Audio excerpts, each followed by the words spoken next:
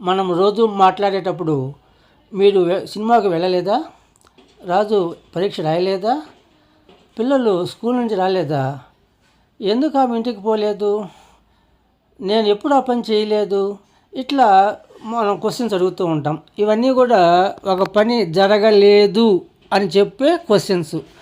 ఒక పని జరగలేదు అని చెప్పడానికి క్వశ్చన్స్ జరగలేదా, రాలేదా, వెళ్ళలేదా, చెప్పలేదా, పోలేదా, తినలేదా అని ఒక పని జరగలేదా అని క్వశ్చన్స్ వేస్తాం.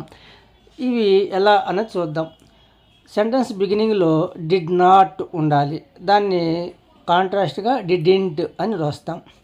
నెక్స్ట్ సబ్జెక్ట్ ఉంటుంది. I, you, we, they, he, she, it, singular, plural nouns ఏదైనా సబ్జెక్టు ఉండొచ్చు. తర్వాత V1 వెర్బ్ ఉంటుంది. Next object, next question mark. ఈ విధంగా క్వశ్చన్ ఫ్రేమ్ చేస్తే అది ఒక పని జరగలేదా అని నెగిటివ్గా క్వశ్చన్ అడగడానికి స్ట్రక్చర్ ఇది.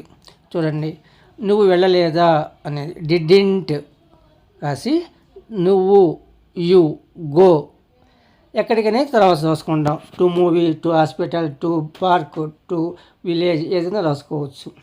డిడ్ యు గో, నువ్వు వెళ్ళలేదా క్వశ్చన్ అవుతుంది. Didn't Raju write exam, exam Raju రాయలేదా అవుతుంది. Didn't children come from school, school నుంచి పిల్లలు రాలేదా అవుతుంది. ఇవన్నీ ఎస్ ఆర్ నో ఆన్సర్ ఇచ్చే questions.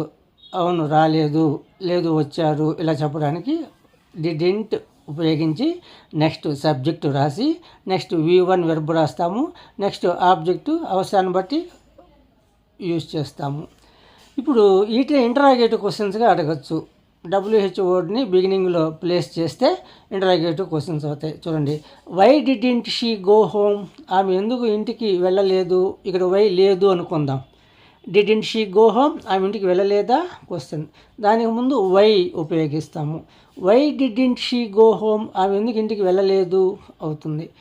Next when didn't I do work, నేను ఆ పని ఎప్పుడు చేయలేదు. ఇక్కడ వెన్ లేదనుకుంటే didn't I do the work, ఆ పని నేను చేయలేదా క్వశ్చన్. దానికి ముందు interrogative word when didn't I do the work, నేను ఆ పని ఎప్పుడు చేయలేదు. ఇట్లా రోజువారీ మనం ఉపయోగించే వాక్యాలలో ఒక పని జరగలేదా అని అడుగుతూ ఉంటాము. అందుకు structure didn't, subject, V1, object, question mark.